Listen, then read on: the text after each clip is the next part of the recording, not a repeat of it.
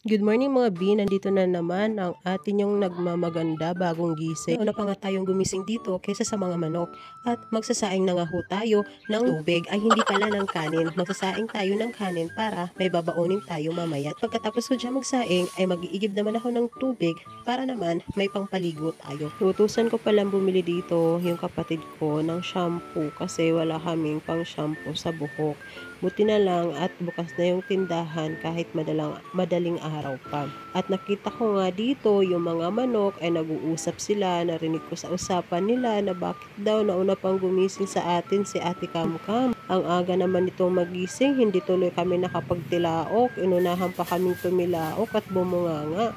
Ano na lang kaya ang gagawin namin? Nagising na yung amo namin. Hindi na kami titilaok, sabi niya. Sumagot naman yung kasama niya. Oo nga, gumising pa nga tayo ng maaga para tumilaok. Tapos uunahan lang tayo ng may-ari ng bahay. So ayan, nakaligo na nga ako dito at magluluto na ako ng pang-ulam namin. At saka nagising na din dito yung anak ko kaya isasabay ko na din kumain. Kasi nga early kaming lalakad at may pupuntahan kami. Kailangan namin magising para dun sa lalakarin namin ay saktong alas 6 nandun na kami. Para syempre mauna kami sa pila. Tip lang para sa may mga lalakarin ng early. Maging early din po kayong bumangon at lumakad para sa pupuntahan nyo ay di po kayo mahuli. Para hindi po masayang yung effort nyo. A friendly reminder lang po galing kay ate nyo. Nasa may downtown area na po kami at isang sakay na lang ay darating na kami sa pupuntahan namin.